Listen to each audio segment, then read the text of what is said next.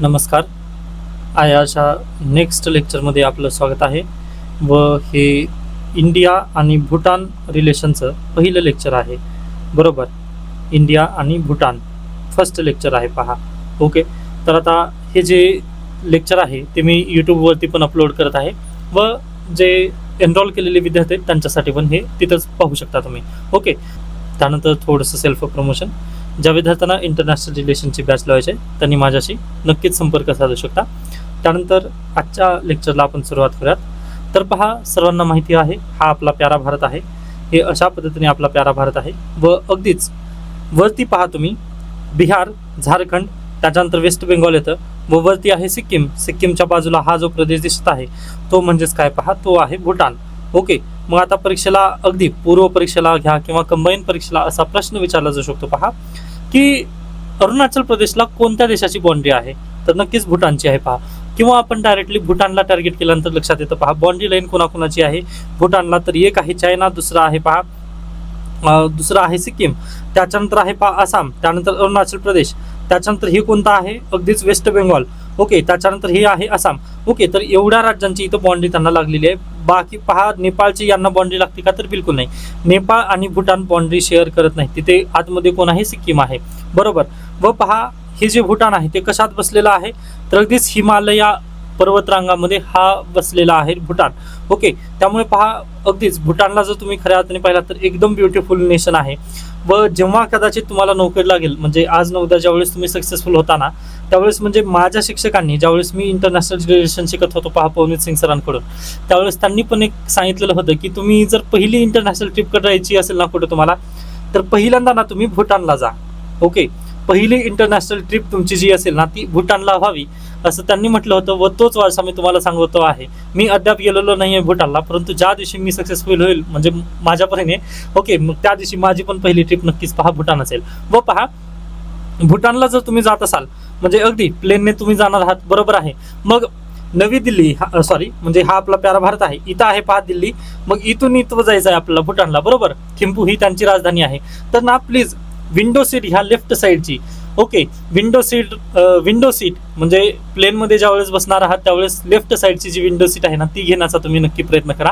कारण तुम्हाला तिथून जे माउंटेनचं व्ह्यू दिसणार आहे किंवा माउंट एव्हरेस्टचं जे पीक दिसणार आहे ना ते कुठेही डिफाईन नाही होऊ शकणार.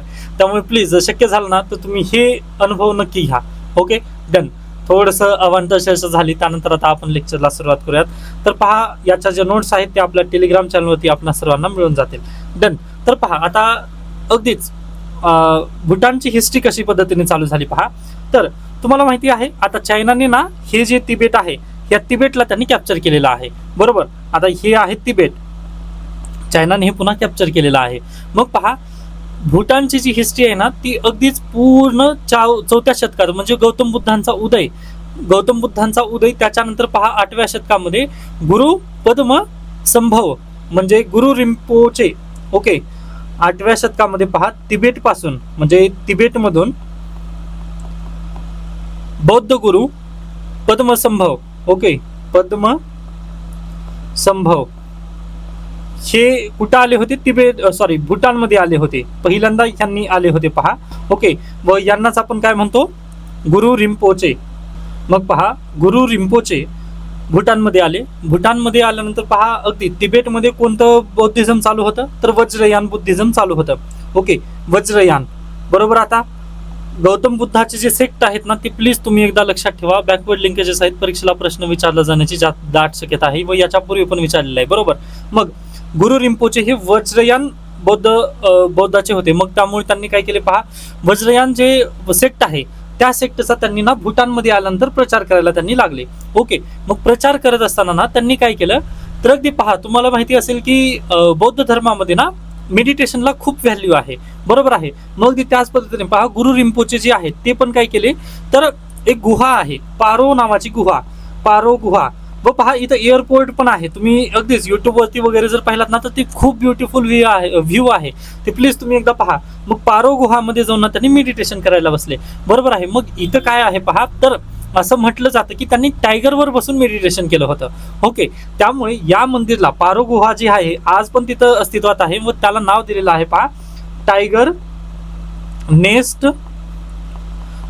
टेम्पल, अशा पद्धतीने त्याला टेम्पलला नाव देण्यात आलेलं आहे पहा. म्हणजे ती बेसिकली गुहा आहे व ती एकदम पर्वतामध्ये आहे. तुम्ही नक्कीच शक्य झालं ना तर ती फोटो तुम्ही पाहू शकता. म्हणजे एकदम ब्युटिफुल व्ह्यू आहे तिथे व पारो इंटरनॅशनल एअरपोर्ट पण तिथंच आहे. नक्कीच तुम्ही म्हणजे अगदी पहा, भूटानमध्ये जर प्लेन उतरवायचं म्हटलं म्हणजे अगदी लँड जर करायचं म्हटलं ना तर ते सर्वजण करू शकत नाहीत, सर्व वैमानिक करू शकत नाहीत. त्यामुळे पहा, पवनीत सिंग सरांनी आम्हाला हे पण म्हटलं होतं की जर तुम्हाला इंटरनॅशनल ट्रिप करायची आहे पहिली, तर तुम्ही ते पण प्लेन न करायचं व पहिली ट्रिप जी असेल ती भूटानची असेल. म्हणजे अगदी तसा अनुभव कुठेच येत नाही. आता मी पण पाहिलेलं नाहीये, परंतु ते माझं कर्तव्य, त्यामुळे मी तुम्हाला सांगण्याचा प्रयत्न करतोय की शक्य झालं तर तुम्ही हा अनुभव जीवनात एकदा तरी नक्की घेऊ शकता. Okay, done. मग पहा, गुरु रिम्पोचे हे कुठे आले? भूटानमध्ये आले. व भूटानमध्ये आल्यानंतर पहा त्यांनी कोणत्या धर्माचा प्रसार केला? त्यांनी तर वज्रयान बुद्धिझमचा त्यांनी प्रसार इथं केलेला आहे. बरोबर. मग हे सर्व काही ठीक होतं पहा. अशा पद्धतीने यांची लाईफ वगैरे चालू होती. बरोबर आहे. मग 8वं शतक ते पहा पुन्हा कितव्या शतकामध्ये जायचं आहे आपल्याला? तर अगदी पुन्हा जायचं आहे 17व्या शतकामध्ये. मग परत 17व्या शतकामध्ये पहा आणखीन एक बौद्ध गुरु आपल्याकडे येतात. ओके, म्हणजे तिबेटमध्ये येतात. झाबद्रुंग, नागवांग आणि नागयाल. ओके, झाबद्रुंग, थोडस हे आहे पहा, काय म्हणू शकता, माझं प्रोनाउन्सिएशन चुकत असेल परंतु नक्कीच थोडस तुम्ही सपोर्ट करू शकता. नागवांग, नामग्याल. ओके, मग हे गुरु आले पहा कुठे? 17व्या शतकामध्ये तिबेट मधून अगदीच परत एकदा भूटानला आले पहा. ओके, यांनी पण भूटानला आले व भूटानला आल्यानंतर यांचं कर्तव्य काय पहा, यांनी काय केलं तर अगदी भूटानमध्ये जे अगदी अलग अलग वस्त्या करून जे राहत होती जनता, त्यांनी ना स्थानिक टोळ्यांना एकत्र केलं. ओके, म्हणजे हे पहा अशा पद्धतीने प्रत्येक जण आपापल्या गल्लीमध्ये वगैरे पूर्वी राहत होता. मग त्यांनी काय केलं तर ह्या सगळ्या जणांना एकत्रित केलं व सगळ्या जणांना एकत्रित करून फक्त एकाच ठिकाणी ते राहायला लागली. म्हणजे मानवी वस्ती खऱ्या अर्थाने भूटानमध्ये कधी 17व्या शतकामध्ये चालू झाली.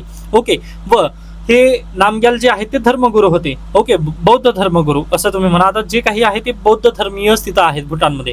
ओके, तर अशा पद्धतीने पहा इसवी सन 17व्या शतकापासून हे सर्व काही पुढे चालायला लागलं. आता पहा, हे परीक्षेला प्रश्न बिलकुल विचारला जाणार नाही, परंतु भूटान तुम्ही शिकलात म्हणून तुम्हाला माहिती असणं गरजेचं आहे. त्यानिमित्ताने हे सर्व पॉईंट्स मी तुम्हाला सांगत आहे. बरोबर. अन्यथा पहा, तुम्ही काल इंडिया अफगाणिस्तान पूर्ण तुमचं झालेलं आहे. मग इंडिया आणि अफगाणिस्तानचे जे प्रश्न आहेत तुम्ही कसे पाहिलात तर मागच्या 6 महिन्यावरूनच फक्त प्रश्न यूपीएससी विचारते. इंटरनॅशनल रिलेशन फक्त करंट अफेअर्सच्या बेस्ड आहे. त्यामुळेच पहा मी लेक्चर घेत आहे. ओके, कारण करंट अफेअर्स मध्ये मी अपडेटेड असतो व तुम्हाला पण मी नक्कीच चांगल्या पद्धतीने सांगू शकतो या निमित्ताने. आता पण मला तेच करायचं, म्हणजे अगदी तुम्हाला मी नोट्स दिलेले, त्या नोट्स मध्ये भरपूर इन्फॉर्मेशन आहे, पण ते तुम्ही एकदा वाचून घेतलात ना तर बाजूला ठेवून द्या. कारण त्यामधून प्रश्न येणार नाही, तर प्रश्न कशामधून येणार? करंट अफेअर्स मधून येणार आहेत. त्यामुळे मी याच्या पूर्वी पण म्हटलं होतं पहा, ज्या विद्यार्थ्यांना बॅच लावायची आहे, म्हणजे जर तुम्ही पुस्तक घेतात ना तर पुस्तक नका घेऊ, तर तुम्ही बॅच घेऊ शकता. त्याचं कारण असं आहे पहा की जे नोट्स आहेत ना मी स्वतः अपडेट करत असणार आहे. आता अगदी आपण 2026-25 पर्यंतच्या नोट्स आहेत तुम्हाला दिलेल्या. बरोबर आहे. मग त्यामध्ये फक्त आपल्याला काय करायचं आहे, आता पुढल्या वर्षी तुम्ही मेन्स देणार आहात किंवा या वर्षी जे विद्यार्थी मेन्स देणार आहेत त्यांनी माझ्यासोबत कॉन्टॅक्ट करू शकता, किंवा पुढल्या वर्षी ज्यावेळेस तुम्ही मेन्स देणार आहात ना त्यावेळेस मला फक्त ह्या म्हणजे 6 महिन्यामध्ये जो कोणता देश आपल्याला चर्चेत असणार आहे ना त्याबद्दल मी डिटेलमध्ये चर्चा करणार आहे.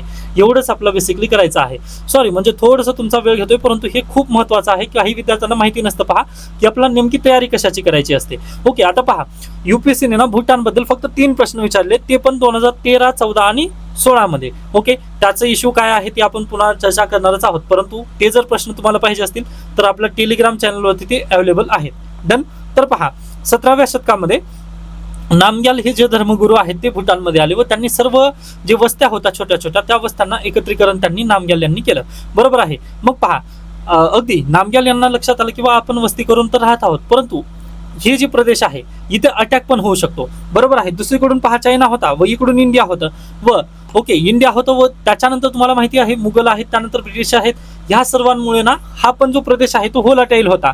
ओके, यावरती कोणी पण आक्रमण करेल हे सांगता येणार नव्हतं. मग यासाठीच पहा नामग्याल यांनी काय केलं, झोंगची निर्मिती केली. DZONG, झोंग म्हणजेच काय पहा किल्ला. ओके, मग किल्ल्याची त्यांनी निर्मिती केली. ओके, मग आता हा किल्ला बांधला पाहताना, मग किल्ला बांधल्यानंतर त्यांना लक्षात आलं आता आपण काय करायचं पहा. अगदी आपल्या पण देशामध्ये असू द्या किंवा आपल्या पण वस्तीमध्ये कसं असतं लक्षात घ्या तुम्ही, एकीकडे प्रशासकीय कार्यालय असतात व एकीकडे वस्तीस्थाने असतात. अगदी तशाच पद्धतीने पहा नामग्याल यांनी काय केलं पहा, पहिल्यांदा एक प्रशासकीय कार्यालय बांधलं. ओके, प्रशासकीय म्हणजे ह्या किल्ल्यामध्येच बरं, प्रशासकीय कार्यालय आणि दुसरं त्यांनी काय बांधले तर बौद्ध विहार बांधले. आता मला इथून बोनस प्रश्न तुम्हाला सांगायचा आहे, मला उत्तर द्यायचं आहे तुम्हाला. इतिहासाचा हा प्रश्न आहे. बौद्ध विहार हे कशासाठी वापरलं जातं? ओके, विहार आणि चैत्य यामध्ये फरक काय आहे? ओके, तर लक्षात घ्या, इथं विहार म्हणजे ना निवासस्थान. आता किल्ल्यामध्ये हे करायचं. आता हिस्ट्रीचा डायरेक्टली हा बोनस प्रश्न आहे बरं. म्हणजे डायरेक्टली जर परीक्षेला प्रश्न आला की बौद्ध विहारमध्ये तिथं प्रार्थना केली जाते का, तर बिलकुल नाही. तिथं काय केलं जातं तर निवासस्थान असतं. बौद्ध भिक्खूंचं हे निवासस्थान आहे. व किल्ला कशासाठी बांधलाय तर संरक्षणासाठी बांधलेला होता. मग त्यामुळेच पहा इथं काय करण्यात आलं, बौद्ध विहाराची स्थापना करण्यात आलेली आहे. ओके, व हे कॉमन प्रश्न आहे, म्हणजे एकदम जनरल अप्रोचचा प्रश्न आहे, परंतु इथं पण गफलत होऊ शकते. त्यानिमित्ताने हा थोडासा पॉईंट लक्षात ठेवा. इतिहासाला पण हे खूप मदत करणार आहे. बरोबर, मग हे काय आहेत पहा, निवासस्थान आहेत. ओके, बौद्ध भिक्खूंची ही निवासस्थानं आहेत. आणि हे चैत्य म्हणजे काय पहा, प्रार्थनास्थळे आहेत. ओके, व अगदी शक्य झालं ना तर प्लीज तुम्ही अजंठा आणि वेरूळच्या लेण्यांना एकदा भेट द्या. म्हणजे आपल्यापैकी बऱ्यापैकी विद्यार्थी आता मराठवाडा रिजन मधील आहेत, त्यांनी नक्कीच तिथे आवर्जून भेट द्या पहा. ओके, लेण्यांना. त्याच्यानंतर आता झोंग यांनी किल्ला बांधला व त्यांनी प्रशासकीय कार्यालय आणि विहार, बौद्ध विहार अशा पद्धतीने त्यांनी वेगवेगळं केलं व किल्ल्यामध्येच हे सर्व काही सुरक्षितरित्या राहत होते पहा आता भूटानची जनता. ओके, मग काही दिवस गेले पहा. मग त्याच्यानंतर पुन्हा काय झालं पहा, ब्रिटिश आता भारतामध्ये एस्टॅब्लिश झालेले होते. ओके, 17वे शतक होतं, ब्रिटिश शोधायला येत होते. ओके, त्याच्यानंतर मुघलांचं साम्राज्य पण घटत होतं. ओके, अशा पद्धतीने ही सिच्युएशन चालू होती. परंतु पहा, पुन्हा ज्या वेळेस आता अगदीच ब्रिटिश इथे प्रस्थापित झाले, 1857चा उठाव झाला. ओके, 1857चा उठाव झाल्यानंतर पाहताना लक्षात आलं की आता आपल्याला काय करायचं, इथं तर राज्य करावंच लागेल. तर 1864-65 दरम्यान भूटानसोबत त्यांनी युद्ध केलं ब्रिटिशांनी. ओके, ब्रिटिशांनी तिथे युद्ध केलं भूटानसोबत व तिथं मग युद्ध झाल्यानंतर पहा अगदी त्यावेळेस किल्ला तर त्यांच्याकडे होताच ना, नामग्याल यांनी बांधून दिलेला किल्ला तर त्यांच्याकडे होता. मग त्यामुळे पहा त्यांनी स्वतःचं संरक्षण करू शकले. पण ब्रिटिशांसोबत त्यांनी ना एक करार केला. त्या कराराचं नाव आहे पहा सिंचुला करार. ओके, सिंचुला करार. प्लीज हे युद्ध काय होतं काय असे बिलकुल प्रश्न गरजेचे नाहीत पहा, कारण ते आपल्यासाठी गरजेचं नाही. आपण हिस्ट्री ऑफ भूटान शिकत नाही तर इंटरनॅशनल रिलेशन शिकत आहोत, भारत आणि भूटानचा संबंध. ओके, जर तुम्हाला आवड नक्कीच असेल तर थोडंसं तुम्ही पुस्तक वगैरे वाचू शकता, त्यामध्ये हे सर्व काही दिलेलं असेल. ओके, पण मला हे थोडंसं इंटरनॅशनल रिलेशनच्या पर्स्पेक्टिव्हने जायचं आहे त्यानिमित्ताने. तर पहा, सिंचुला करार झाला कधी 1865 मध्ये. ओके, मग 1865 मध्ये हा करार झाल्यानंतर पहा आता इथे काय प्रॉब्लेम झाली तर सॉरी म्हणजे इथे या करारानुसार ब्रिटिशांनी एक अट ठेवण्यात आली पहा. इथे त्यांनी अट काय ठेवली तर ब्रिटिश भूटानला काय देतील पहा, अनुदान देतील. ओके, म्हणजे ब्रिटिश भूटानला पैसे देतील, परंतु भूटानने त्यांना मदत करायची आहे किंवा भूटानने काय करायचं आहे पहा, फक्त एक गोष्ट त्यांची ऐकायचं आहे, ते म्हणजे परराष्ट्र धोरण ठरवत असताना, परराष्ट्र धोरण ठरवत असताना सल्ला कोणाचा घ्यायचा आहे तर ब्रिटिशांचा फक्त त्यांनी सल्ला घ्यायचा. हे त्यांनी तिथं अट टाकली. कोणता करार आहे पहा, सिंचुला करारामध्ये त्यांनी ही अट टाकली पहा की ज्यावेळेस आपल्या देशामध्ये सॉरी म्हणजे आम्ही तुम्हाला पैसे देतो, सर्व काही देतो, आम्ही तुम्हाला काहीही डवचणार नाही, परंतु तुम्ही काम करा, आम्हाला फक्त परराष्ट्र धोरण म्हणजे तुम्ही दुसऱ्या देशासोबत जर रिलेशन ठेवत असाल ना तर प्लीज तुम्ही आमचा सल्ला तिथं नक्की घ्या, असं ब्रिटिशांनी 1865 मध्ये त्यांच्यासोबत करार केला. मग भूटानच्या नागरिकांनी पण म्हटले चालते, आम्हाला काही प्रॉब्लेम नाही, तुम्ही आम्हाला पैसे द्या, आम्ही चांगल्या पद्धतीने इथं जीवन जगतो. मग अशा पद्धतीने पहा 1865 हा करार झाला. बरोबर आहे. मग पुन्हा आलं पहा 1865 झाल्यानंतर पुन्हा 1900चा कालखंड आला. मग 1907 मध्ये पहा इथे काय झालं, एक उलाढाल झाली. कुठे सॉरी 1907 मध्ये उलाढाल झाली भूटानमध्ये व इथे एक डायनेस्टी स्थापन झालेली आहे. आता कोणती डायनेस्टी चालू झाली इथून तर वांगचुक डायनेस्टी इथून चालू झालेली आहे. वांगचुक. ओके, तर आता इथून वांगचुक डायनेस्टी किंवा राजेशाही इथून चालू झाली पहा. कधी 1907 मध्ये. मग पहा ही घटना कोणाला समजली, ब्रिटिशांना समजली. मग ब्रिटिशांनी परत एकदा फोन केला पहा भूटानला. ओके, मग भूटानला फोन घुमवल्यानंतर त्यांना लक्षात आलं की यस तिथं वांगचुक डायनेस्टी तयार झालेली आहे असं ब्रिटिशांना समजलं. मग ब्रिटिश पहा लगेच त्यांनी तैनात होऊन भूटानच्या दौऱ्यावरती ते निघाले. मग 1910 मध्ये त्यांनी गेले पहा भूटानमध्ये. म्हणजे प्लीज माझ्या शब्दाकडे जाऊ नका, पण मागची कन्सेप्टच तुम्ही समजून घ्या. ओके, मग 1910 मध्ये पहा ब्रिटिश आणि ब्रिटिश इंडिया असं पण म्हणू शकता तुम्ही, ब्रिटिश इंडिया आणि भूटान यांच्यामध्ये परत एकदा करार झाला पहा. ओके, ब्रिटिश इंडिया आणि भूटान यांच्या दोघांमध्ये 1910 मध्ये करार झाला. त्या कराराचं नाव काय आहे, पुनाखा करार. ओके, पुनाखा करार.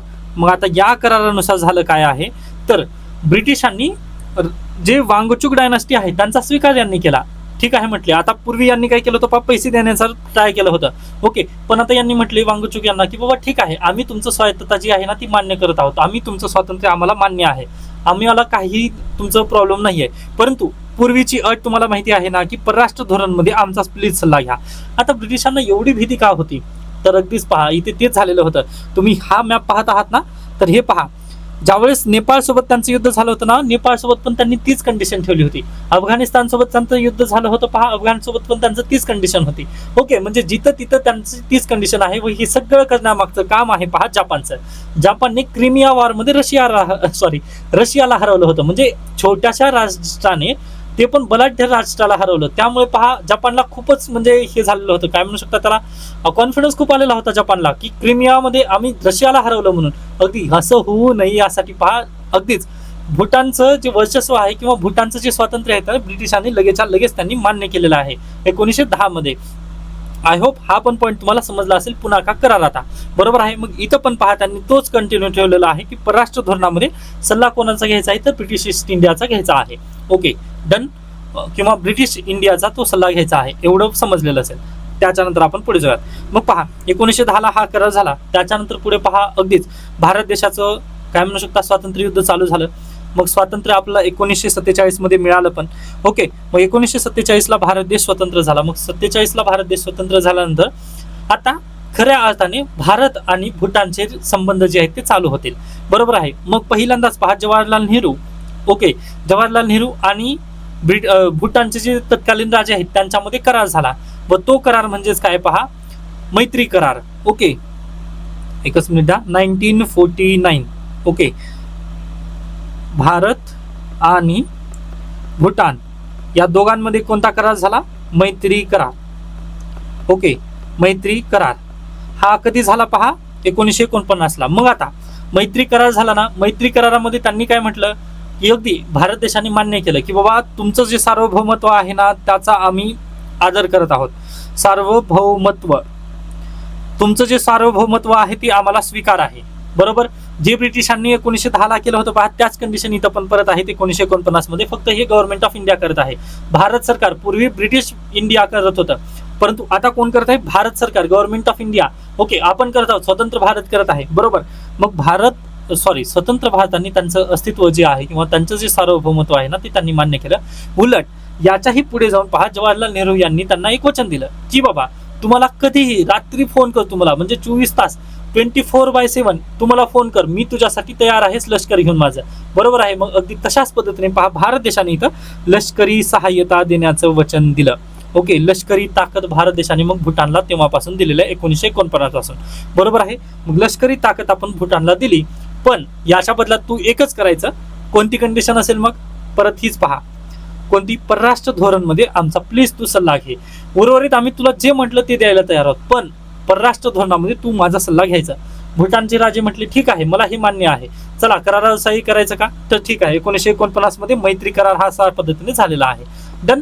मग पहा अगदी गुन्ह्या गोविंदाने आपण आणि दोघं पण राहत होतो, म्हणजे अगदी आपण आपल्या देशामध्ये व ती त्यांच्या देशामध्ये, अगदी अशा पद्धतीने ही सिच्युएशन चालू होती. पहा मग परत पहा आता डायरेक्टली यायचं आहे आपला कुठे, 2007-8 मध्ये.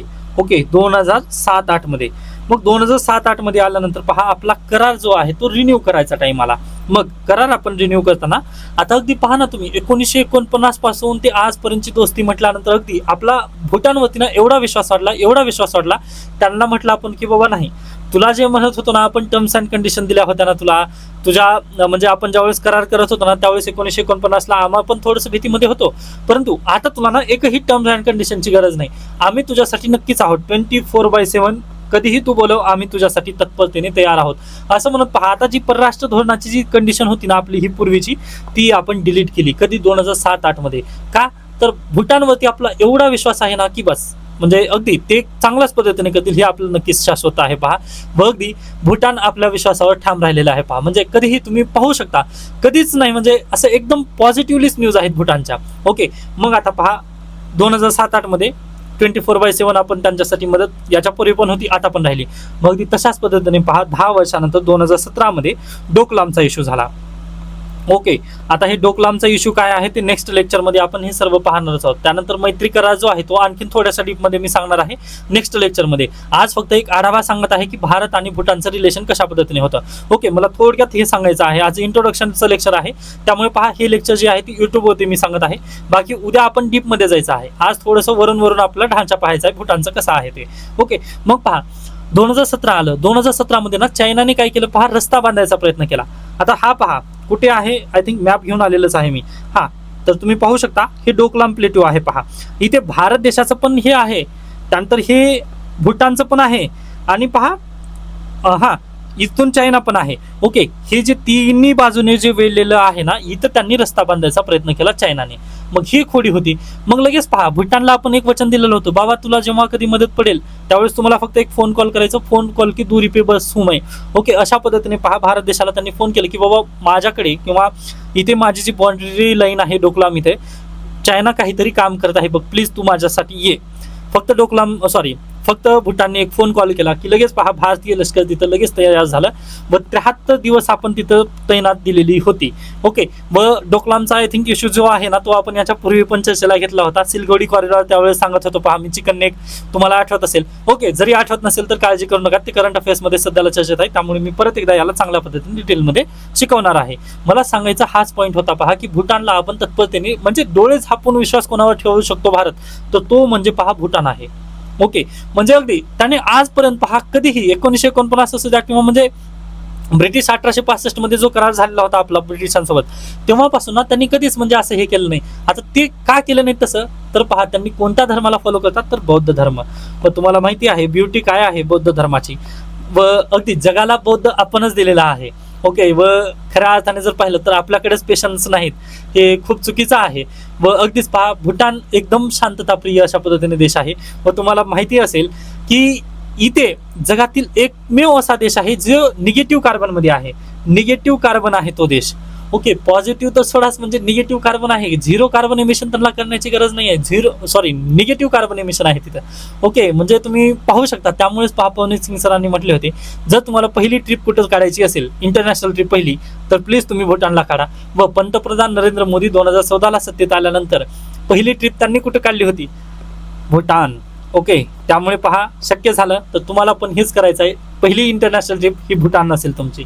ओके, माझं काही त्यामध्ये मी काही ट्रॅव्हल एजंट वगैरे नाही आहे, परंतु तुम्हाला थोडंसं सांगण्याचं किंवा माझ्या शिक्षकांनी मला सांगितले म्हणून मी थोडंसं तुम्हाला एक गाईड करत आहे पहा. ओके, आय होप इथपर्यंत तुम्हाला समजलं असेल. 2017 पर्यंत आपण हा इश्यू पाहिलेला आहे, बरोबर. मग आता थोडंसं आता इथपर्यंतच ठीक आहे पहा. त्याच्यानंतर आता थोडक्यात आपण भूटानमध्ये काय काय चालू आहे याबद्दल थोडक्यात चर्चा करूयात.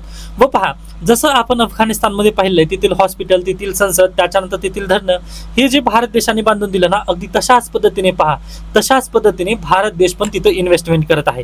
तुम्हाला माहिती असेल मार्च 2024 मध्ये पंतप्रधान नरेंद्र मोदी ना भूटानच्या व्हिजिटवर गेले होते. व भूटानच्या व्हिजिटवर गेल्यानंतर आता अगदीच भूटानच्या व्हिजिटवर गेल्यानंतर भूटानमध्ये झालेलं काय आहे पहा, भारत देशामध्ये जसं नियोजन आयोग होतं ना, अगदी तसंच नियोजन आयोग तिथं पण काम करतं. मग त्यांनी 2024 ते 2029 मध्ये काही प्रोजेक्ट हातात घेतलेले आहेत. व त्या प्रोजेक्टसाठी पहा भारत देशाने किती जवळपास 10,000 कोटी किंवा 100 कोटी, आय थिंक 100 कोटी रुपयांची तरतूद केली आहे. ओके, भारत सरकार 100 कोटी रुपये तिथे त्यांना मदत करणार आहे. 2024 मध्ये पंतप्रधान नरेंद्र मोदी तिथे गेले होते, त्यावेळेस त्यांनी हे केलेलं आहे. व भूटानचा सर्वोच्च नागरी पुरस्कार 2024 मध्ये पंतप्रधान नरेंद्र मोदी यांना बहाल करण्यात आलेला आहे. ओके, भूटानने तो पुरस्कार त्यांना दिलेला आहे. प्लीज आता हे जे सर्व काही मी सांगत आहे ह्याला परत आपल्याला डीपमध्ये जायचं आहे, कारण 2021 ते 2026 पर्यंत तर इन्फॉर्मेशन आपण परत एकदा डीपली घेणार आहोत. पण थोडंसं मी एक आढावा देत आहे लेक्चरचा, त्यामुळे हे थोडंसं मला तुम्हाला आकडेवारी सांगण्यामध्ये मागे पुढे होत आहे. पण ठीक आहे, तुम्हाला हे होप हा पण पॉईंट समजला असेल किंवा 2024 ते 2029 पर्यंत भारत देश तिथे काय करत आहे, प्रकल्प वगैरे बांधून देत आहे. त्याच्यानंतर त्यांचे ऑफिसर आपण ट्रेन करतो, त्याच्यानंतर त्यांच्या विद्यार्थ्यांना आपल्या देशात एंट्री आहे. ओके, त्यासोबतच पहा आपण काय केलं आहे, त्यांच्यासोबत रुपे जे भीम UPI वगैरे आहे पहा, ते पण तिथं चालतं. ओके, UPI त्यांच्यासोबत आपलं टायअप केलेलं आहे. त्यानंतर रुपे क्रेडिट कार्ड असतील, त्यानंतर रुपे जे पेमेंट गेटवे आहे ना, ते पण 2019-20 मध्ये आपण भूटानसोबत तशा पद्धतीने टायअप केलेलं आहे. ओके, व भरपूर काही आपण भूटानसोबत केलेलं आहे पहा. म्हणजे अगदी काय म्हणू शकता, इन्फ्रास्ट्रक्चर जे आहे भूटानचं ना ते भारत देशानेच बांधून दिलेलं आहे. ओके, बॉर्डर रोड ऑर्गनायझेशन वगैरे तिथं नक्कीच ऍक्टिव्ह असतं. डन. मग आता परत आपल्याला काय करायचं आहे पहा, भूटानची थोडक्यात हिस्ट्री पाहायचं आहे. तर पहा, पहिले राजे वगैरे तेवढेसे गरजेचे नाहीत, परंतु आपल्याला तिसरे राजे खूप गरजेचे आहेत. तर पहा, तिसरे राजे भूटानचे कोण होते, तर जिग्मे दोर्जी वांगचुक. आता जिग्मे दोर्जी वांगचुक हे काय, तर पहा यांना कशामुळे ओळखलं जातं, तर हे आहेत आधुनिक भूटानचे शिल्पकार. आता यांना आपण आधुनिक भूटानचे शिल्पकार असं का म्हणतो, तर तुम्हाला माहिती असेल की यांच्याच कार्यकाळामध्ये भूटानमध्ये जी गुलामगिरी पद्धत होती ना त्यांनी नष्ट केलेली आहे. ओके, त्याच्यानंतर पहा युनायटेड नेशन्समध्ये सदस्य म्हणून यांनीच पुढाकार घेतलेला होता. म्हणजे 1971 ला युनायटेड नेशनने यांना सदस्यत्व बहाल केलेलं आहे. व गुलामगिरी नष्ट कोणामुळे झालेली आहे, जिग्मे दोर्जी वांगचुक यांच्यामुळे, किंवा यांनीच गुलामगिरी नष्ट केली आहे भूटानमधील. व जिग्मे दोर्जी वांगचुक हे आधुनिक भूटानचे शिल्पकार म्हणून ओळखले जातात. डन. त्याच्यानंतर पहा चौथे राजे आले. ओके, फोर्थ राजे. आता यांचं निधन झालं पहा 2006 ला. मग 2006 मध्ये चौथे राजे आले गादीवरती, जिग्मे सिंगे वांगचुक.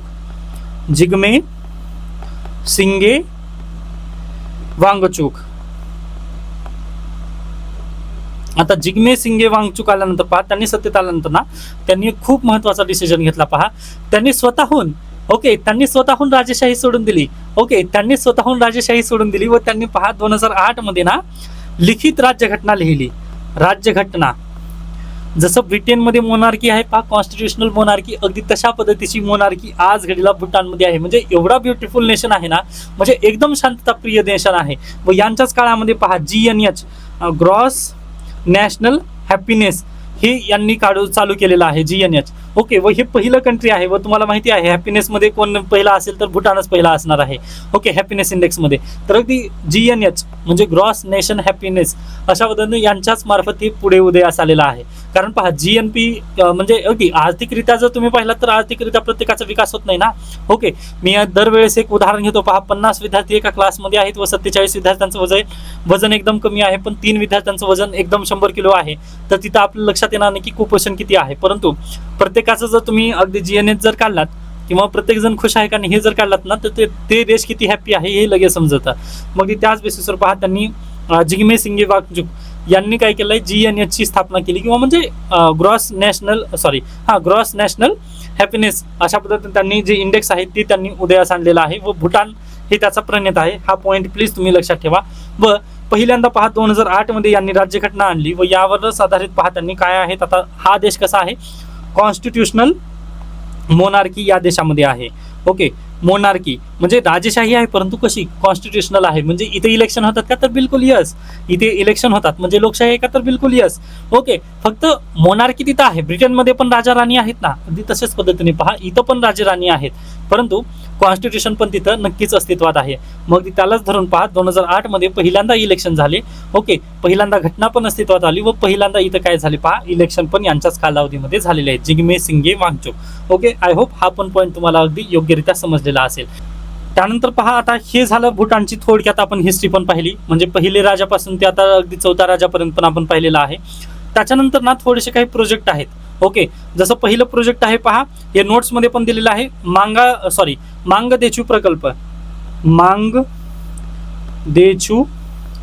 प्रोजेक्ट. आता हे प्रोजेक्ट कशाचा आहे पहा, एक तर डॅम पण आहे, यासोबतच पहा आपण इथं काय केलेलं आहे तुम्हाला माहिती असेल तर 820 मेगावॅट इलेक्ट्रिसिटीचं इथं काय आपण प्रकल्प उभा केलेला आहे, 820 मेगावॅट. ओके, एवढं प्रकल्प उभा केलेला आहे. व या प्रकल्पाचं वैशिष्ट्य पहा, भूटान आपल्याला इथून इलेक्ट्रिसिटी निर्यात करतं, म्हणजे आपलं इलेक्ट्रिसिटी ते विकतात. ओके, व त्यामधून त्यांना इन्कम प्राप्त होते. ही चांगलीच गोष्ट आहे पहा आपल्यासाठी, आणि त्यांच्यासाठी पण ही चांगली गोष्ट आहे, त्यांना इन्कम प्राप्त होतं. त्यामुळे पहा भूटान आपल्यावरती खूप निर्भर आहे व भूटान खूपच प्यारा देश आहे आपल्यासाठी. म्हणजे अगदी तो कधीही आपल्यासोबत खोड्या वगैरे केला नाही. जसं नेपाळ करताना खोड्या 1-2 दिवस झाल्यानंतर काहीतरी उकरून काढतं, तसं भूटान बिलकुल नाही पहा, एकदम चिल्ल आहे. ओके, त्यामुळेच म्हणतात कदाचित भूटानला एकदा तुम्ही नक्की जाऊन या. ओके, मी पण जाणार आहे, पण थोडंसं सांगण्याचा प्रयत्न करतोय. ओके, हा पण एक प्रकल्प आपण पाहिला. हा प्रकल्प आहे पहा 2019चा. डन. त्याच्यानंतर ना आपण तिथं गेलेफू स्मार्ट सिटी उभा करणार आहोत. Gelephu smart city. व तुम्हाला माहिती असेल आपले जे रणधीर जयस्वाल आहेत सध्याला स्मार्ट सिटी. ओके, प्रवक्ता आहेत पहा MEAचे. ओके, म्हणजे दरवेळेस त्यांनी पत्रकार परिषद घेतात पहा PIBची. ओके, ते काल परत जाऊन आलेत, आय थिंक जुलै महिन्यामध्येच गेले होते त्यांनी. व त्यांनी ही गलेफू स्मार्ट सिटी जी आहे ती प्रोजेक्ट कसा चालू आहे हे चेक करण्यासाठीच गेले होते. त्यासोबतच पहा भारत देशाने ना रेल कनेक्टिव्हिटी पण तिथं प्रस्थापित केलेली आहे. आता रेल कनेक्टिव्हिटी कुठून कुठं आहे पहा. कोक्राझार हे कुठलं आहे ठिकाण, आसाम मधील आहे. UPSC प्रिलिम साठी हे जहरीला फॅक्ट आहे, थोडंसं लक्षात ठेवा. ते गेलेफू हे कुठं आहे, भूटानमध्ये आहे. व यांचा प्रवास किती किलोमीटरचा आहे पहा, 57 किलोमीटरचा हा प्रवास असणार आहे. ओके, तर ही रेल्वे लाईन पण आपण टाकलेली आहे. कोक्राझार ते गेलेफू. ओके, तर हे अशा पद्धतीने सर्वांना माहिती आहे. आता नेक्स्ट लेक्चरमध्ये पहा आपण सिलगुडी कॉरिडॉर, त्याच्या जो डोकलामचा इश्यू आहे, त्यानंतर मैत्री करार, त्याच्यानंतर आणखीन त्यांचे कॉन्स्टिट्युशनलचे काही जे प्रोसिजर वगैरे आहेत किंवा जे नोट्समध्ये आणखीन थोडेसे डीपमध्ये जे जाण्यासारखे पॉईंट आहेत ना ते मी सांगण्याचा प्रयत्न करेन. बरोबरीत पहा भूटानची जी हिस्ट्री वगैरे आहे ते सर्व काही संपलेलं आहे. म्हणजे अगदी 2 लेक्चरमध्ये भूटान नक्की संपतं व ते तशा पद्धतीने संपलेलं पण आहे. पण इंडिया अफगाणिस्तान ज्या पद्धतीने झालेलं आहे पहा, इंडिया अफगाणिस्तानमध्ये जर करंट अफेअर्सचं काही अपडेट आलं ना तर मी ते लेक्चरमध्ये घेणार आहे, म्हणजे इंटरनॅशनल रिलेशनच्याच लेक्चरमध्ये घेणार आहे.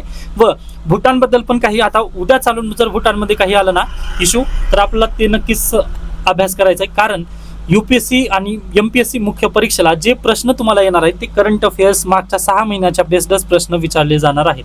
त्यामुळे आपला यावरती खूप फोकस ठेवून असायचा आहे. पण तुम्ही निश्चिंत राहा, तुम्हाला हे पॉईंट समजलेत ना तर काही काळजी करण्याची आवश्यकता नाही आहे. जेवढं महत्त्वाचं होतं तेवढं मी तुम्हाला सांगण्याचा प्रयत्न केलेला आहे. उर्वरित नोट्समध्ये आहे, परंतु नोट्स ते फक्त तुम्हाला माहिती असावं या नात्याने दिलेत, पण त्यामधून परीक्षेला डायरेक्टली येणार नाही, करंट अफेअर्समधलंच येणार आहे व ते करंट अफेअर्स मी स्वतःहून शिकवणार आहे. त्यामुळे निश्चिंत राहा. उर्वरित तुम्हाला जर काही वाटत असेल, काही माझ्या टीचिंगबद्दल काही समस्या असेल किंवा काही अन्य प्रॉब्लेम असतील ना तर प्लीज तुम्ही माझ्यासोबत शेअर करा.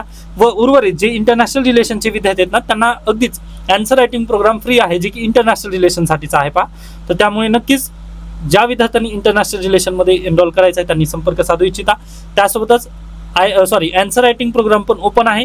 ज्या विद्यार्थ्यांना आन्सर रायटिंग पण करायची आहे किंवा थोडंसं त्यामध्ये हे करायचं आहे पहा, तिथे पण 2-3 जागा शिल्लक आहेत. मंथली विद्यार्थी संपले आहेत, त्यामुळे तर शक्य झालं तर तुम्ही माझ्यासोबत नक्की येऊ शकता. ओके, धन्यवाद.